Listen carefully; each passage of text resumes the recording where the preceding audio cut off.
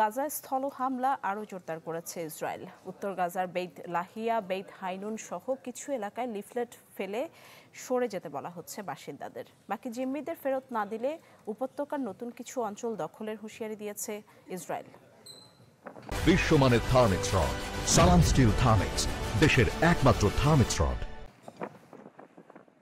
যে তাঁবুতে কোনো মতে পরিবার নিয়ে থাকছিলেন, সেটিও গুটিয়ে প্রয়োজনীয় জিনিসপত্র সাথে নিয়ে ফের জায়গা বদল।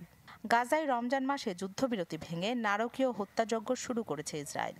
কিছু এলাকায় লিফলেট ফেলে বাসিন্দাদের সরে যাওয়ার নির্দেশ দিচ্ছে জায়নবাদী সেনারা। তাতে মাত্র 2 মাসের মাথায় ফের যাযাবর জীবন শুরু হয়েছে গাজাবাসী।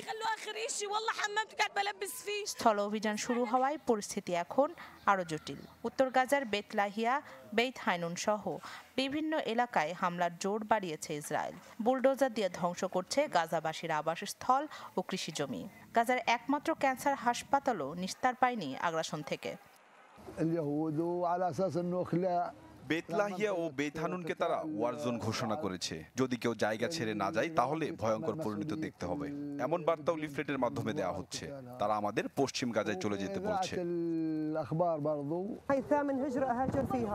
এই নিয়ে 8 বার আমাকে তারা জায়গা ছাড়া করলো। কোথাও যাব সেই ভাড়াও আমার কাছে নেই, কিছু কিনে খাওয়ারও অর্থ নেই। হামলা হচ্ছে দক্ষিণ গাজার নেতজারিমেও। বিমান হামলায় গুড়িয়ে দেওয়া হচ্ছে আবাসিক ভবন, রাস্তাঘাট সহ বিভিন্ন অবকাঠামো। মঙ্গলবার থেকে শুরু হওয়া আগ্রাসনে এ নিয়ে কয়েকশো মৃত্যু দেখেছে গাজাবাসী। আর ধ্বংসস্তূপের মধ্যে যে কতজন আটকে আছেন তার কোনো হিসেব নেই। হামাস বাকি জিম্মিদের ফেরত না দিলে গাজার কিছু অংশ স্থায়ীভাবে দখলের হুমকি দিয়েছেন ইসরায়েলের প্রতিরক্ষামন্ত্রী ইসরায়েল কাটজ। সেই সাথে লক্ষ্য অর্জন না হওয়া পর্যন্ত স্থল অভিযান অব্যাহত রাখার হুঁশিয়ারিও দিয়েছেন তিনি। এদিকে ইসরায়েলের সাথে হিজবুল্লাহর যুদ্ধবিরতিও এখন হুমকির মুখে।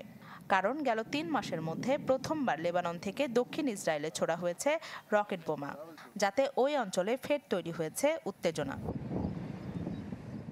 রাখি জেসমিন, চ্যানেল 24।